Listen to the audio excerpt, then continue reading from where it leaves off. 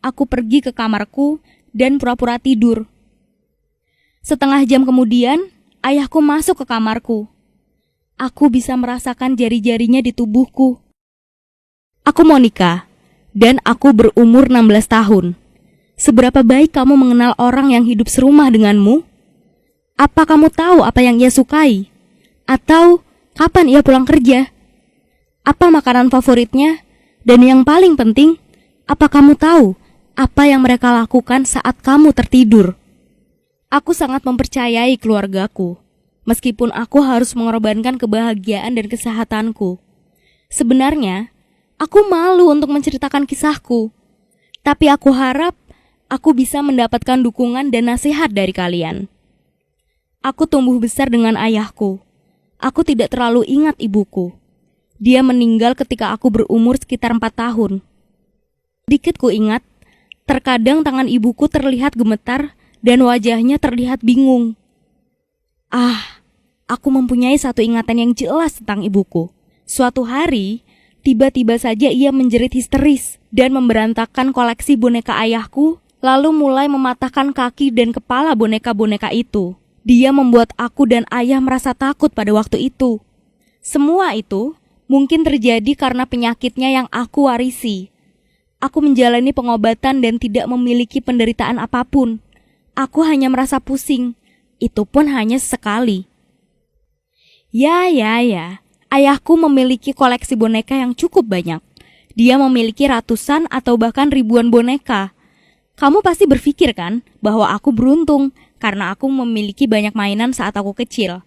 Nyatanya, ayah tidak mengizinkanku untuk memegang harta karun itu seinci pun. Terkadang, aku berpikir bahwa ia lebih mencintai boneka-bonekanya dibanding aku. Tapi aku sadar, itu hanyalah rasa cemburu seorang anak. Dia adalah seseorang dan ayah yang hebat. Dia telah menghabiskan banyak uang untuk biaya pengobatanku dan dia juga jago masak. 3 kali dalam seminggu ia mengatur makan malam yang luar biasa untuk kami, yaitu ayam goreng crispy, pizza, dan burger. Dia bahkan memanggang kue untukku. Belum tentu ayah lain bisa menyiapkan pesta makanan seperti ini. Tapi, apakah ia benar-benar seorang ayah yang sempurna? Tentu saja, ia punya kekurangan. Ayahku tidak pernah memberiku uang jajan dan sangat jarang membelikanku baju baru. Koleksi pakaianku belum diperbaharui selama beberapa tahun. Aku mengenakan celana yang lusuh, baju yang kependekan, dan sweater yang sudah melar.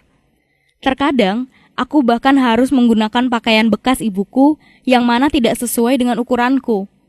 Caraku berpakaian sangatlah aneh.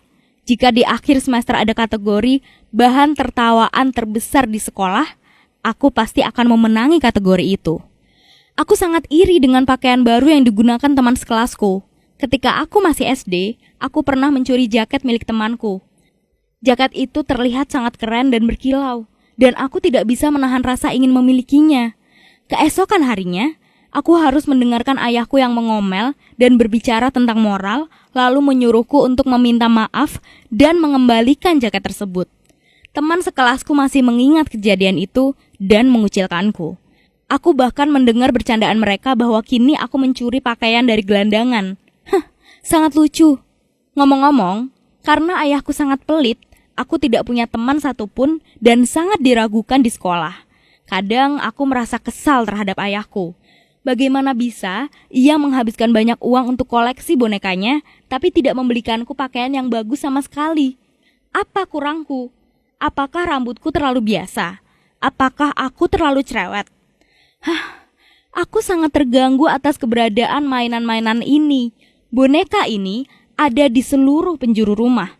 Beberapa ruangan bahkan hanya diisi oleh boneka tersebut. Bahkan terkadang ada rambut boneka yang masuk ke mulutku dan pita warna-warni di kasurku ketika aku bangun. Betapa bodohnya aku jika saja aku mengetahui apa yang ayahku lakukan padaku. Aku tidak akan merasa iri pada boneka-boneka itu. Terkadang, kita tidak melihat gambaran lengkap dunia. Kita melihat segala sesuatu hanya yang indah-indah saja atau justru sebaliknya. Yang terpenting adalah kita berhenti dan melihat apa yang sebenarnya terjadi. Itulah yang aku tidak ketahui, tapi satu yang ku tahu, aku bisa menjalani hidup dengan cara yang sangat berbeda. Tidak menjadi bagian dari hobi aneh ayahku. Aku mencoba untuk tidak berpikir tentang boneka-boneka itu. Mencoba untuk tidak menangis saat ia membeli rambut palsu atau gaun di pelelangan. Aku terlalu malu untuk minta dibelikan jaket atau kaos baru. Lagi pula, aku memang tidak pergi kemanapun, tidak menonton di bioskop, nongkrong di kafe, atau pergi ke pesta manapun. Setiap kali aku meminta uang, satu-satunya jawaban yang kudapat adalah, "Monica, kamu itu sakit. Kamu bisa pingsan kapanpun. Kamu tidak bisa menjalani kehidupan remaja seperti orang lain." Itu terdengar sangat menyedihkan, tapi aku tahu bahwa ayahku memang benar. Kadang, aku merasa sangat lemah dan pusing. Tanah terasa seperti akan longsor. Dunia terasa berputar seperti komedi putar, dan mulutku terasa kering. Hal ini sering kali terjadi setelah aku selesai makan. Mungkin aku tidak bisa makan terlalu banyak. Aku akan langsung tertidur pulas, dan ketika bangun, aku merasa marah dan membenci penyakit ini. Ayahku selalu berkata kalau hal ini termasuk wajar, karena dulu ibuku juga mengalaminya. Sebab itu, aku harus terus berada di rumah. Sial, aku sangat ingin menghabiskan waktu dengan teman sebaya. Jika saja aku tahu apa yang terjadi di balik prasangka burukku. Aku sangat menyayangi ayahku meskipun ia memiliki kekurangan. Aku tidak memiliki orang lain yang cukup dekat denganku, kecuali Tante Lili, adik dari ayah. Mereka memiliki hubungan yang aneh. Tante Lili hanya berbicara kepadaku dan seringkali ia memintaku untuk pindah dan tinggal bersamanya di kota lain. Tapi, mana mungkin aku meninggalkan ayahku yang mengurusku dan jago masak. Aku tidak akan pernah melakukannya. Setidaknya, itulah yang kupikirkan sampai akhirnya terjadi sesuatu yang mengubah hidupku. 6 bulan yang lalu, aku sedang teleponan dengan ayahku. Dan ketika sudah selesai mengobrol, dia lupa untuk mematikan teleponnya. Dan aku mendengar sesuatu yang mengejutkan. Tanpa sadar, ayahku berbisik mengenai rencana kegiatan hari ini. Beli ayam dan bumbu dapur, mereparasi mobil, dan pergi ke toko obat membeli obat penenang untuk Monica. Aku gemetar. Apa itu obat penenang? Aku langsung sadar bahwa aku tidak pernah melihat resep obatku. Ayahku biasanya memberiku beberapa pil saat makan malam dan rencanaku telah matang. Aku akan mengecek apakah ayahku telah berbohong selama ini atau aku yang salah dengar mengenai obat penenang. Mungkin saja jaringan teleponnya bermasalah. Tapi dari lubuk hati yang paling dalam, aku tahu itu bukan aku yang salah dengar ataupun masalah jaringan telepon. Aku memang memiliki penyakit. Tapi, aku memiliki pendengaran yang luar biasa. Ayahku berencana melakukan sesuatu, dan aku harus menyelidikinya meskipun aku berharap bahwa ini semua hanyalah mimpi buruk atau fantasi yang akan segera berakhir. Dan inilah yang aku lakukan. Aku pulang ke rumah dan berpura-pura tidak mendengar apapun. Selama makan malam, aku menertawai guyonan ayah, membicarakan urusan sekolahku, dan aku berpura-pura mengunyah ayam dan meminum obat dengan air putih. Sepertinya, ayahku tidak mencurigai apapun. Setelah makan malam selesai, aku pergi ke kamarku dan pura-pura tidur. Setengah jam kemudian, ayahku masuk ke kamarku. Aku bisa merasakan jari-jarinya di tubuhku. Ayah mulai membedaki pipiku, memakaikan lipstik di bibirku, dan mewarnai kelopak mataku. Aku tidur dengan gaun tidurku dan gemetar ketakutan. Tiba-tiba, ayah mengangkat kepalaku dan melemparkan sebuah kain ke mukaku. Aku ingin menangis dan berteriak, tapi aku coba untuk menahannya. Aku sudah memikirkan hal terburuk, tapi ternyata ayah memakaikan gaun kepadaku. Badanku terasa gatal karena kain sifonnya. Tapi aku menahannya sekuat mungkin dan tetap pura-pura tidur.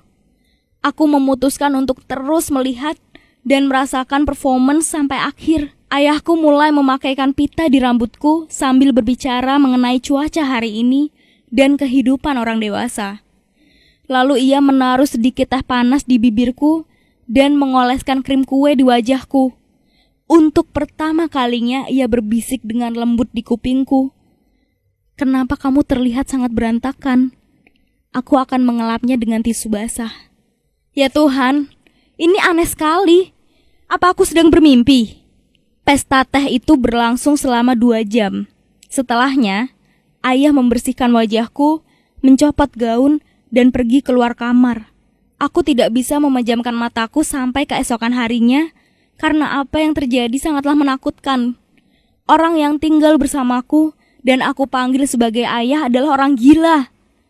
Aku bukanlah anak perempuannya, melainkan boneka manusia yang ia koleksi dengan obat penenang. Jadi, karena itulah aku mendapatkan sakit kepala ini. Jelas bukan karena epilepsi. Bagaimana jika aku sebenarnya tidak sakit sama sekali?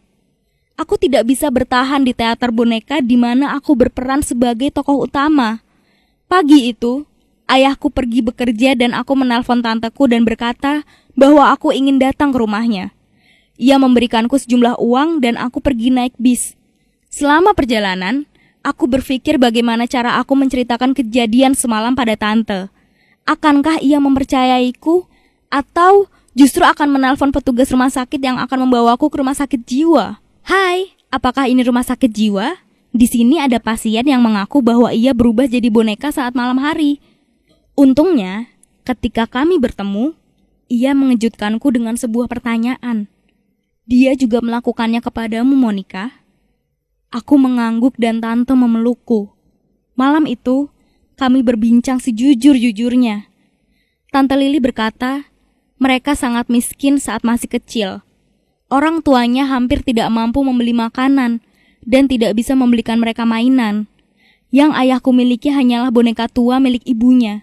Dia terus-menerus memainkan boneka itu dan sangat menyayangi mereka. Ketika orang tuanya mampu membelikan mobil dan pesawat mainan, dia menolak itu semua. Ketika berumur 14 tahun, dia tetap bermain boneka dan menggelar pesta teh. Orang tuanya takut akan hal ini. Lili mengaku bahwa ia juga menemukan pita di kasurnya. Dan mungkin ayahku juga merundung ibuku. Waktu itu, kedua orang tua ayahku paham bahwa ayahku memiliki masalah kejiwaan. Tapi mereka tidak bisa melakukan apapun. Bonekanya sudah diambil paksa, disembunyikan, dibuang, bahkan dibakar, tapi ia selalu menemukan boneka baru dan bermain dengan boneka itu sampai tidak ada orang yang peduli lagi akan hal ini. Dia sudah melakukannya selama 48 tahun. Sekarang, aku tinggal bersama tanteku dan aku tidak bisa memaafkan ayahku. Tapi aku sangat merindukannya. Terkadang aku berpikir, mungkin aku harus mengunjunginya. Mungkin kami harus berbicara, menemukan terapis yang hebat untuk memecahkan masalahnya. Sebenarnya, ia tidak melakukan hal buruk. Dia hanya memberikan teh. Namun di sisi lain, dia mengarang sebuah penyakit palsu untukku dan memberikanku obat penenang. Apakah seorang ayah yang penyayang mampu melakukan hal ini? Dia menelpon dan chat aku beberapa kali, tapi tidak kujawab. Lalu ia menelpon Tante Lili, tapi Tante Lili menyatakan bahwa aku akan tinggal dengannya dan rahasia ayah yang menjijikan telah terbongkar. Aku tidak tahu apa yang ayah katakan pada Tante Lili, tapi ayahku tidak pernah memaksaku untuk pulang. Aku pikir dia hidup dengan senang di dunianya yang kecil bersama boneka-bonekanya, atau mungkin tidak sama sekali. Mungkin susah baginya untuk berkata bahwa ia merindukanku, dan mungkin ia malu. Tapi ayah adalah orang yang paling kusayang. Aku tidak bisa meninggalkannya dalam masalah ini, atau justru aku harus meninggalkannya. Apa yang akan kamu lakukan jika kamu berada di posisiku? Apakah kerabatmu memiliki keanehan? Bagaimana jika kamu hidup dengannya? Tolong berikan aku nasihat. Kamu bisa menuliskannya di kolom komentar. Dan jangan lupa berlangganan channel ini untuk mendengarkan cerita lainnya ya.